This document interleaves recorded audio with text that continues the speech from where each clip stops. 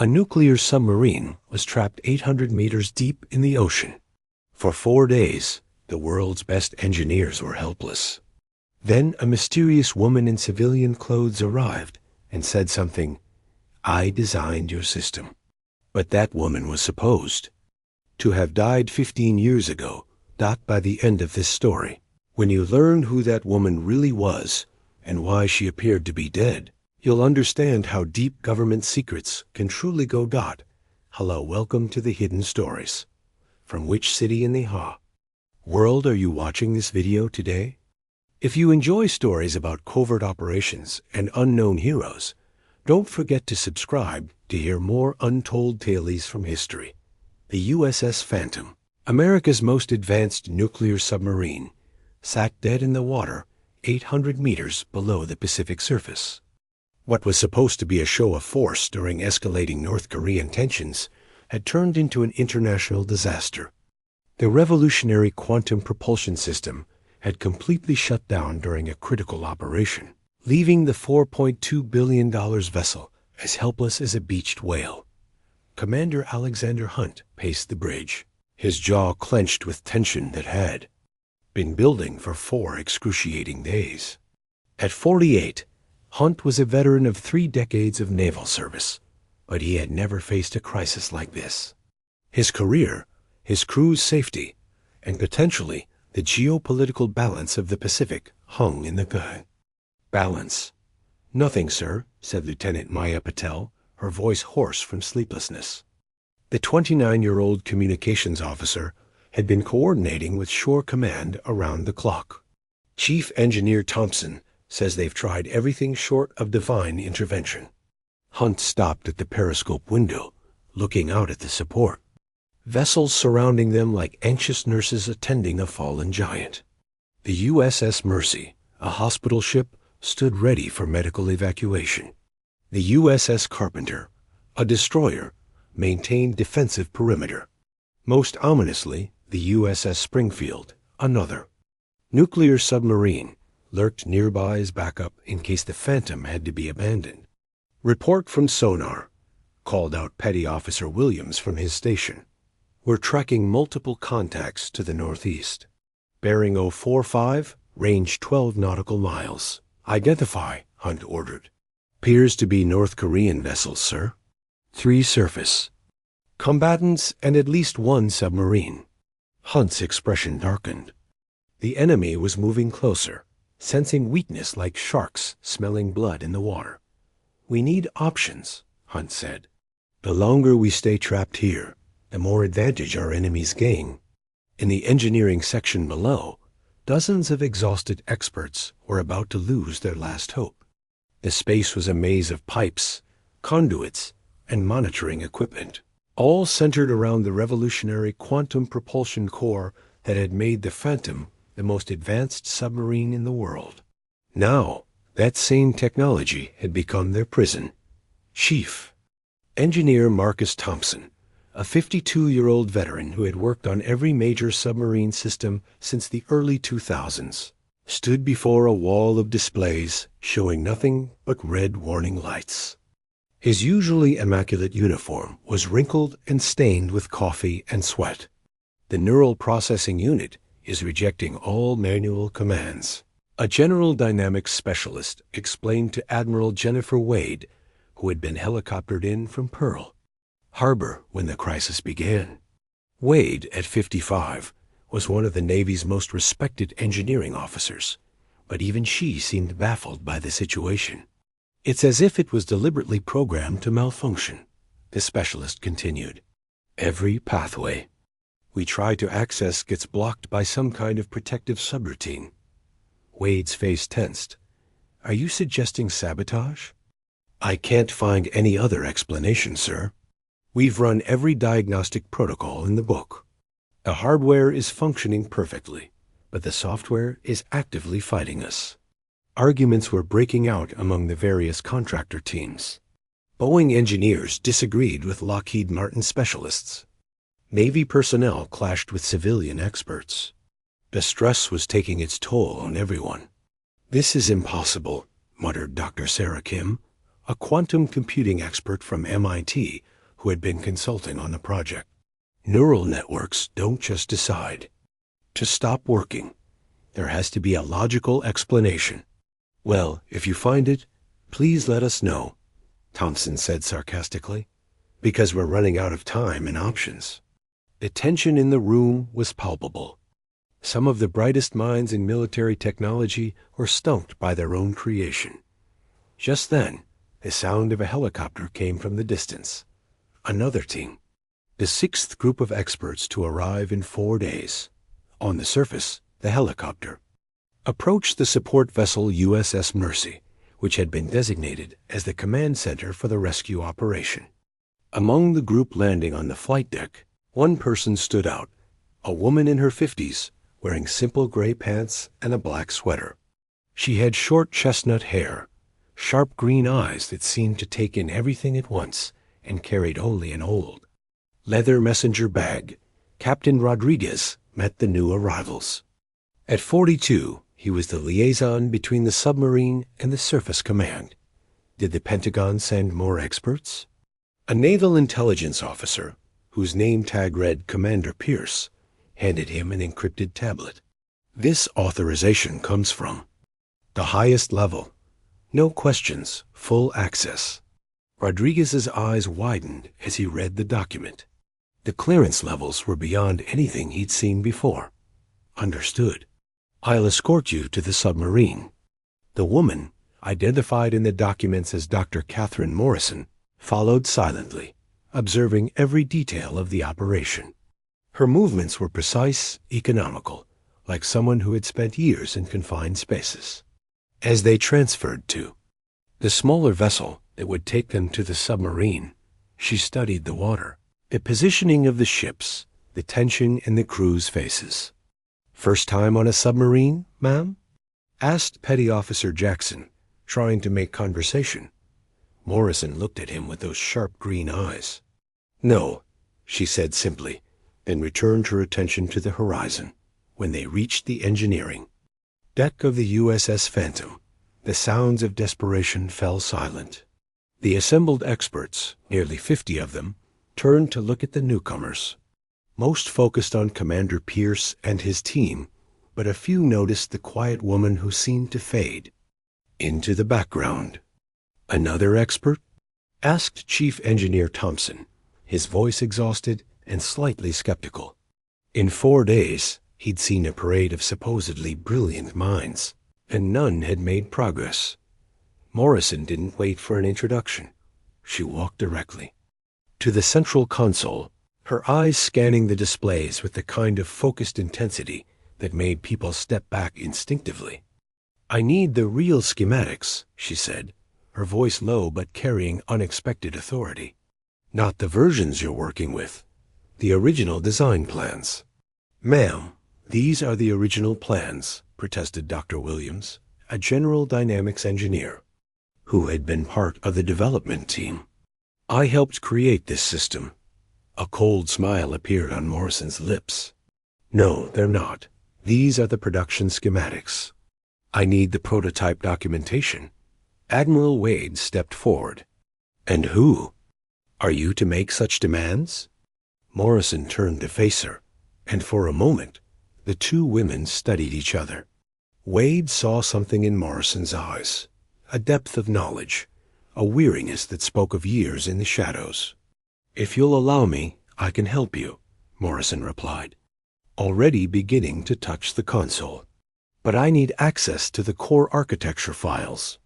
Wade looked at Commander Pierce, who nodded almost imperceptibly. "Give her whatever she needs," Wade ordered Dot as Morrison began working. The other experts gathered around, watching with a mixture of curiosity and skepticism. She moved through the system interfaces with fluid precision, navigating menus and accessing files that some of them didn't even know existed. "How does she know the system so well?"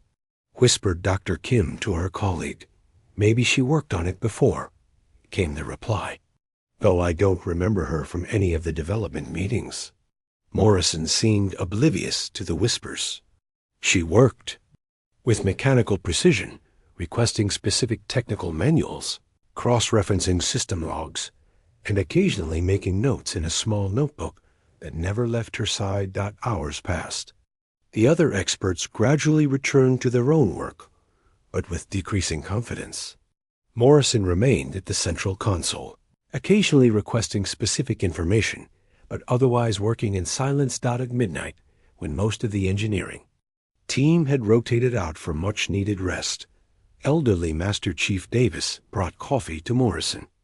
At 58, Davis was one of the most senior enlisted men on the submarine, with over 30 years of service. He had seen everything the Navy had to offer, but something about this woman intrigued him. "You've been at this for 8 hours straight," he said, placing the coffee cup beside her. "You should take a break." Morrison looked up for the first time in hours. "Thank you, Master Chief, but I'm close to something." Davis studied her face. There was something familiar about her, something that nagged at the edge of his memory. "Have we met before?" Morrison hesitated for just a moment. "Perhaps. The Navy is smaller than people think." "What's your background?" Davis asked. "If you don't mind me asking." "Quantum engineering, deep sea systems, projects that don't appear in official records." Davis nodded slowly. He understood about projects that didn't exist officially. Bearing 7? Morrison's hand stilled on the keyboard. After a long pause, she spoke without looking up. "It's been a long time, Master Chief." Davis's face went pale. Are you her?" "I remember rescue operation Bearing 7. You were there. Reactor breach, 800 meters down in the Arctic Ocean." Davis took a step back. "But you you died?" "That's what the report said. The whole team was lost when the experimental reactor went critical. Morrison stopped working for the first time." "Officially, yes. But sometimes deeper secrecy than death is required." "The woman who saved us," Davis whispered. "Dr. Catherine Morrison. She walked into that reactor chamber when everyone said it was impossible. Saved 127 sailors. And then she died in the explosion," Morrison said quietly. "At least, that's what the report said." Davis's hands were shaking. "Why did you come back? After all these years?" Morrison returned to her work. "Because the system I created is in the wrong hands, and I'm the only one who can stop it. But if you're supposed to be dead, then this conversation never happened, Master Chief, just like before." Davis stood in silence for several minutes, processing what he'd learned. Finally, he spoke again. "What really happened on Bearing 7? Morrison's fingers continued to move across the keyboard, but her voice took on a distant quality. "A Bearing 7 was testing a new type of reactor based on quantum field manipulation. The technology was decades ahead of its time. Too advanced, as it turned out. The reactor went critical because someone sabotaged it," Davis said. "It wasn't a question. The sabotage was built into the system from the beginning. Fail-safes that were designed to prevent the technology from being weaponized. When the military tried to push the system beyond its intended parameters, those fail-safes activated, and you knew about them." "I built them," Morrison admitted.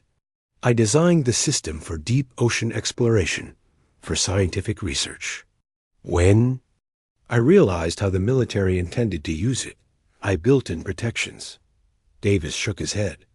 "But the explosion was necessary to destroy the prototype and all the research data.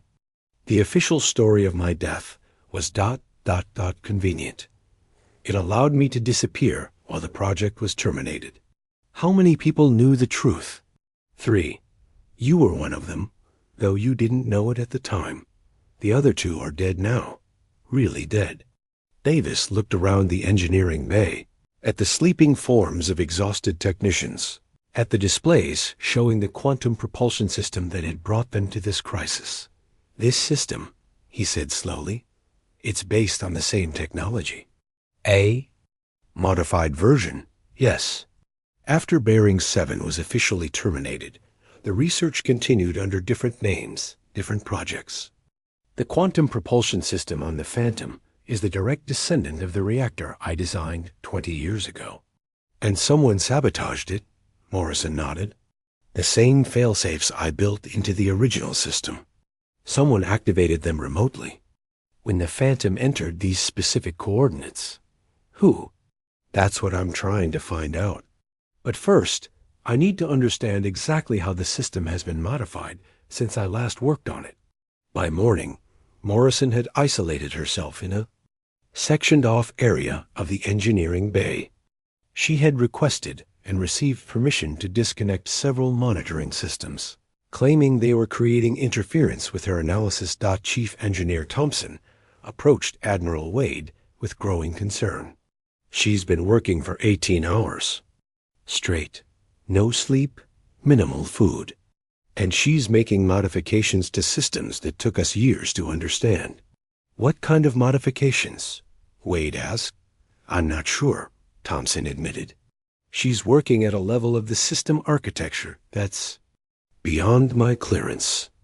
But according to the diagnostics, she's accessing core programming modules that I didn't even know existed. Wade's expression darkened. Is that a security concern? I don't know. It's like discovering rooms in your house that you didn't know were there. Commander Hunt had been monitoring the situation from the bridge. After receiving Thompson's report, he made a decision. I want to speak with her directly. When they reached Morrison's workstation, she was deep in concentration. Lines of code scrolling rapidly across multiple screens. Her earlier composure showed signs of straying. Her hair was disheveled.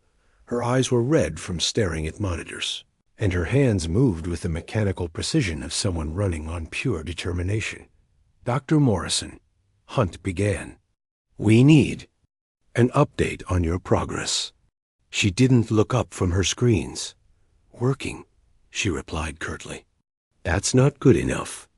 This submarine is my responsibility, and I need to know what you're doing to my ship. That got her attention. She turned, studying Hunt with those sharp green eyes. For a moment, he felt like a specimen under a microscope. Your ship is being held hostage by its own programming, Commander. I'm trying to find the trigger mechanism. Explain. She gestured to the screens. Your propulsion system didn't fail. It was deactivated by a dormant algorithm that's been waiting for specific conditions to trigger it. Are you saying we were sabotaged? Admiral Wade interjected. In a manner of speaking, but not in the way you're thinking. Morrison turned back to her work. Someone embedded a shutdown protocol in the system's core programming. It activated when the submarine entered these coordinates at this specific time. Who would do such a thing? Hunt demanded. Someone who knew about the failsafes I built into the original system. Someone who understood the architecture well enough to modify them for their own purposes. Wade and Hunt exchanged glances. You're talking about someone with intimate knowledge of classified systems, Wade said. I'm talking about someone who was part of the original development team, Morrison corrected. There are only 3 people who would have that level of access. 3 people? Myself, Dr. Samuel Chun, and Dr. Amanda Foster. Chun was the project director. Foster was the lead programmer. We were the only ones who understood the complete system architecture. And where are they now? Morrison's expression grew grim. Foster died 5 years ago. Officially, natural causes. I'm not so sure. And Chun? Dr. Samuel Chun is currently the Deputy Director of Advanced Naval Systems at the Pentagon. He's been overseeing the quantum propulsion program since its inception. The implications of this statement hit both officers immediately. If Chun was responsible for the sabotage, it meant the attack was coming from inside the highest levels of the military establishment. That's a serious accusation, Wade said carefully. It's not an accusation. It's a fact. Chun has been systematically eliminating everyone who knew about the original failsafes. Foster's death wasn't natural. My death 15 years ago was orchestrated by him when I threatened to expose what he was doing. Hunt leaned against the bulkhead, processing this information. Why would he sabotage his own project? Because it's not his project anymore. Chun has been feeding information to foreign intelligence services for years. The sabotage protocol was designed to activate during a crisis, making American submarine technology appear unreliable. How do you know all this? Morrison called up a file on her screen. Because I've been tracking him for 15 years. Every accident that happened to former team members. Every technology transfer that shouldn't have happened. Every security breach that was covered up. Why didn't you report this earlier? To whom? Chun has people throughout the Pentagon. Anyone I trusted could have been compromised. The only way to stop him was to wait until he made a mistake. And this is his mistake.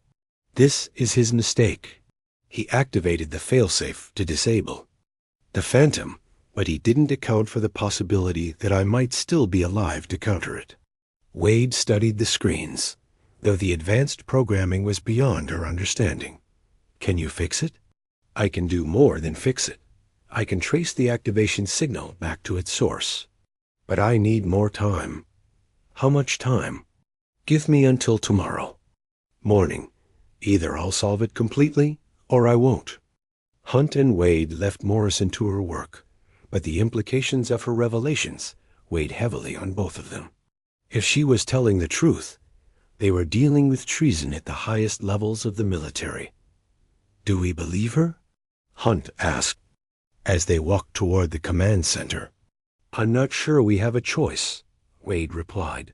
If she's right, Chun is a traitor.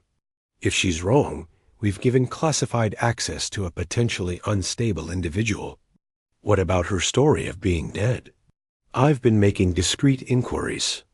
The Bering 7 incident is highly classified, but there are people who remember it. People who confirm that something extraordinary happened. And Morrison? Dr. Catherine. Morrison was officially listed as killed in action 15 years ago, but her body was never recovered. The entire incident was classified at the highest levels. Hunt nodded slowly. So it's possible she's telling the truth. It's possible. But it's also possible that she's someone else entirely, using Morrison's identity for her own purposes. They were interrupted by an urgent message from the bridge. Commander, we have a problem. The North Korean vessels are moving closer. They're now within territorial waters. Hunt cursed under his breath. How long until they reach us? At current. Speed, 6 hours. And our defensive capabilities?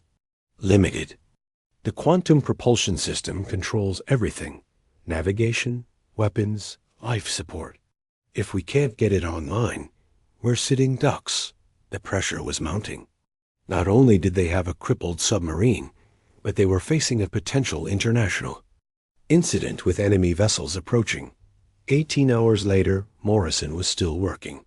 She had dismissed most of the engineering team, claiming they were interfering with her analysis. The sectioned-off area where she worked had become a fortress of monitors, cables, and technical equipment that looked like something from a science fiction movie. Commander Hunt entered the engineering bay to find her still at her console, surrounded by empty coffee cups and the detritus of someone who had been working without pause. Any progress? He asked. Morrison looked up, and Hunt was startled by the change in her appearance. Her eyes were bloodshot, her skin was pale, and her hands showed a fine tremor from exhaustion and caffeine. I've found the source, she said, her voice hoarse. The activation signal came from a secure server at the Pentagon, Dr. Chun's personal system. You're certain? I've traced the signal path. It's encrypted, but I recognize the signature. Chun used the same encryption protocols 15 years ago. Hunt felt a cold knot form in his stomach. So he is a traitor. He's been selling American military secrets for years. The sabotage of the Phantom was just the latest in a long series of betrayals. How do we stop him? Morrison turned back to her screens. I'm uploading a counter-program now. It will not only restore the Phantom's systems, but also track back to Chun's server and download all of his files. Is that legal? Commander, we're 800 meters underwater in a crippled submarine with enemy vessels approaching. I think we're beyond legal niceties. Hunt watched as Morrison's fingers flew across the keyboard. The screens showed a complex dance of data streams, security protocols, and system diagnostics that was completely beyond his understanding. How long will this take? Another hour, maybe 2. The counter-program has to work through multiple layers of security without triggering any alarms. And if it doesn't work? Morrison looked at him with those sharp green eyes. Then we'll be prisoners of our own technology, and Chun will have succeeded in his mission. Hunt left her to work, but the weight of the situation pressed down on him. If Morrison was right, they were facing not just a technical crisis, but a conspiracy that reached the highest levels of the military. On the bridge, the tension was palpable. The North Korean vessels were now clearly visible on sonar, moving in a coordinated pattern that suggested hostile intent. Options? Hunt asked his tactical officer. Without the quantum propulsion system, we're limited to emergency power and basic life support. No weapons, no navigation, no communications with the surface. How long before they reach us? 2 hours, maybe less. Hunt made a decision. Alert the surface vessels. Tell them to prepare for potential hostile action. Sir? That could escalate into an international incident. We're already in an international incident. The question is whether we survive it. Back in the engineering bay, Morrison was making final adjustments to her counter-program. Master Chief Davis approached her workstation. How are you holding? Up? He asked. I'll survive, Morrison replied. The question is whether the submarine will. Is it really Chun? Morrison nodded. He's been playing a long game. 15 years of careful planning, placing people in key positions, gaining access to classified systems. The sabotage of the Phantom was supposed to be the culmination of his work. What was his end goal? To cripple American submarine technology, while providing our enemies with detailed intelligence on our capabilities. If the Phantom had been permanently disabled, it would have set our submarine program back decades. Davis shook his head. Why didn't anyone catch him earlier? Because he was careful. Very careful. And he had help from foreign intelligence services, who provided him with sophisticated methods for covering his tracks. But you figured it out. Morrison's expression grew grim. I figured it out because I've been hunting him for 15 years. Every suspicious accident, every security breach, every technology transfer that shouldn't have happened. I've been building a case against him piece by piece. And now I have enough evidence to destroy him. But first, I have to save this submarine and her crew. Morrison's fingers moved across the keyboard with renewed intensity. The screens showed her counter-program working its way through layer after layer of security protocols, each one more complex than the last. It's working, she whispered. The program is accessing Chun's server. On the main display, files began to appear. Document after document showing years of treachery. Technical specifications sold to foreign powers. Personnel records of American agents. Financial records showing payments from enemy intelligence services. My God, Davis breathed. How much did he sell? Everything, Morrison replied. Every secret, every technological advantage, every operational detail. He's been bleeding American military secrets for over a decade. Suddenly, the submarine's lights flickered. A deep vibration began to build from below, growing stronger with each passing second. What's happening? Davis asked, Morrison's eyes were glued to her screens. The counter-program is working. It's overriding Chun's sabotage protocols and restoring the quantum propulsion system. Throughout the submarine, crew members felt the change. The subtle vibrations of a ship coming back to life. The hum of electrical systems powering up. The distant sound of machinery beginning to operate. In the command center, Admiral Wade was watching the system displays with growing amazement. "How is this possible?" she asked Chief Engineer Thompson. "The quantum propulsion system is initializing," Thompson replied, his voice filled with disbelief. "All systems are coming online simultaneously. But we tried every restart protocol in existence." "She's not restarting the system," Thompson said, studying the readouts.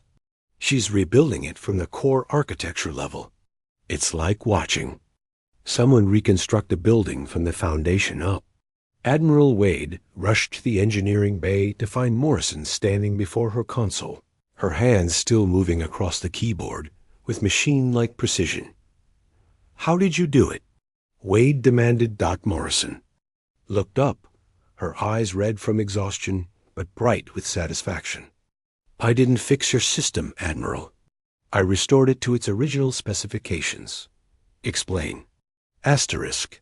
The quantum propulsion system was designed with multiple layers of security protocols. When Chun modified it for military use, he removed some of those protocols and added his own backdoors. I've restored the original security architecture and closed his access points. And the sabotage? Neutralized. The dormant algorithm has been purged from the system. It won't be able to activate again. Wade looked at the displays, which showed the submarine systems functioning at optimal levels. "How long will it take to reach full operational capacity?" "We're already there," Morrison replied. "The Phantom is now fully operational and more secure than it's ever been." Commander Hunt's voice came over the intercom. "Engineering, this is the bridge. We have full power and control. All systems are responding normally."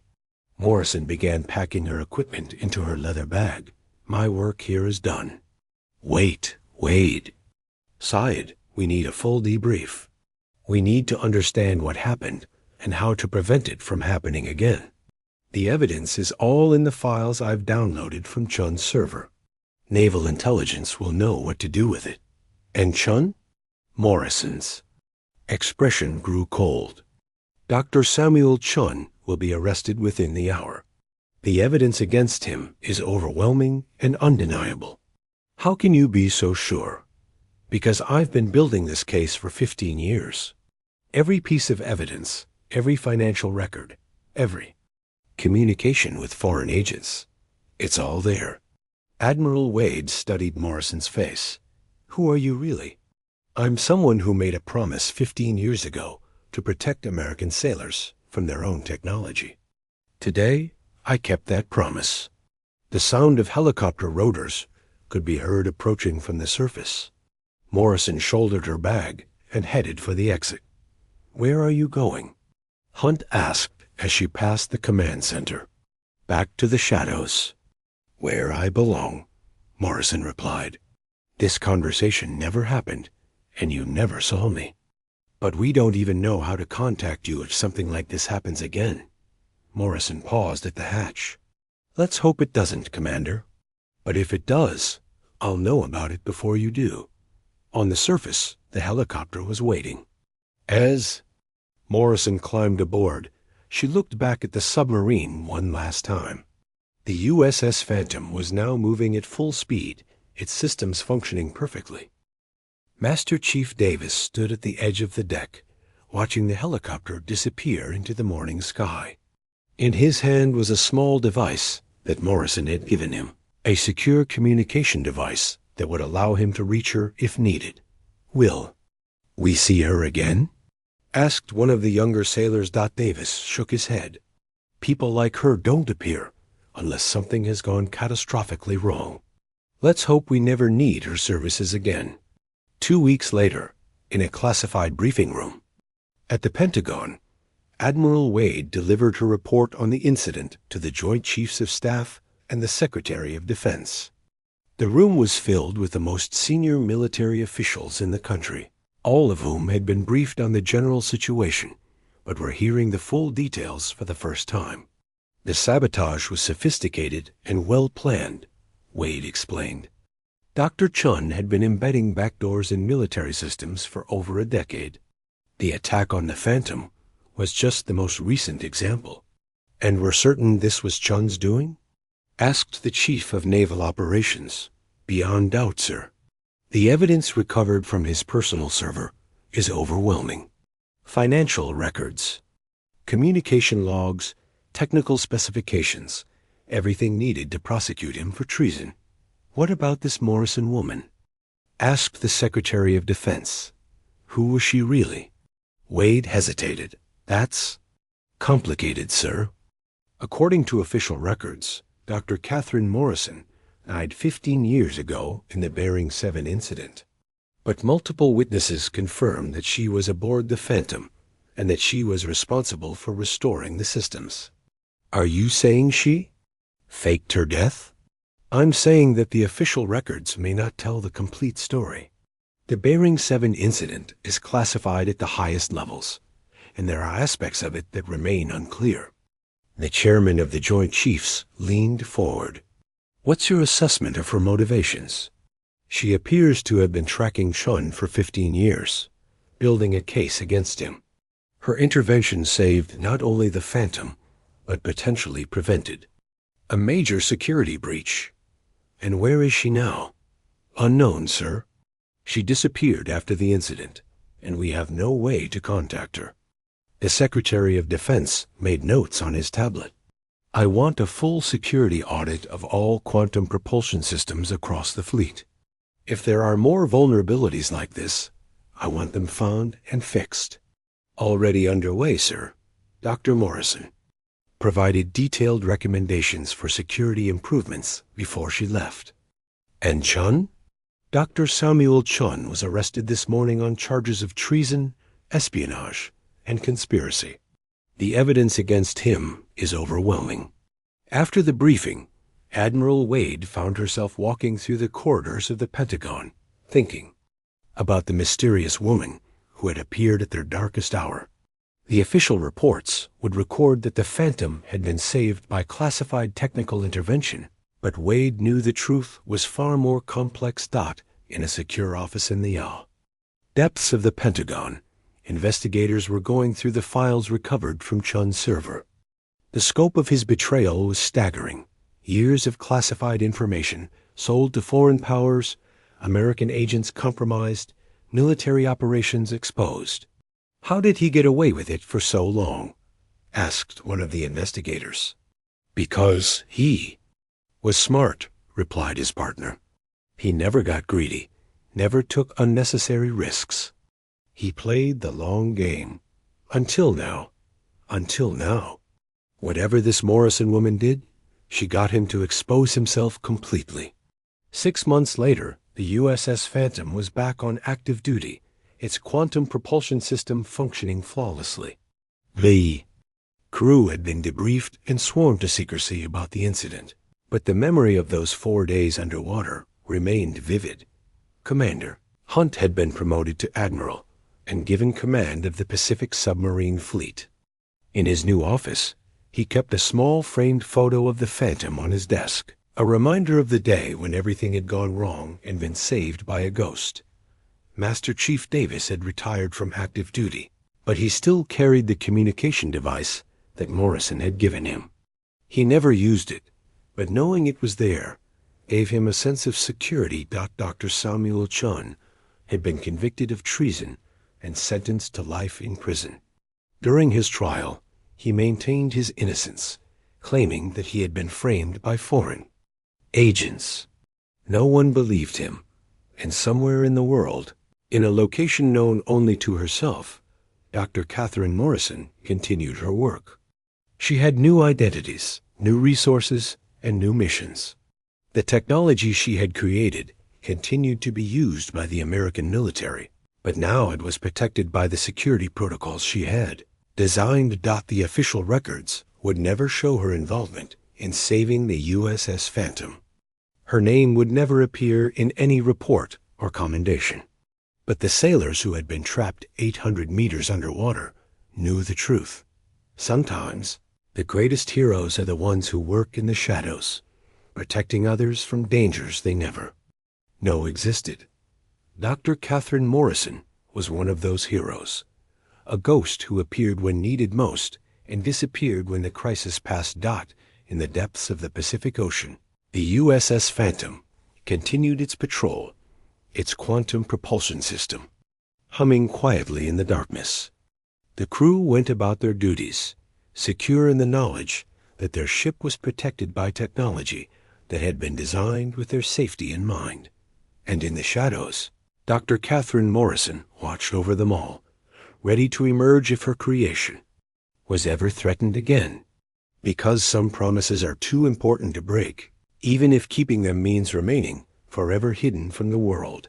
The story of the USS Phantom became a legend within the submarine service, a tale of a mysterious woman who appeared at the darkest hour to save the day. But like all the best legends, it was based on truth that was stranger than fiction. This story teaches us that sometimes the greatest heroes are the ones we never see, the ones who work in the shadows to protect us from dangers we never know existed. They ask for no recognition, no reward, no acknowledgement of their sacrifices. They simply do what needs to be done because it's the right thing to do. No. I ask you, have you ever encountered someone who seemed to appear at just the right moment? Someone who helped you through a crisis and then disappeared? Share their story in the comments below. And if this story of hidden heroes and classified courage moved you, don't forget to subscribe, because the world is full of ghost heroes whose stories deserve to be told, even if their names must remain secret forever.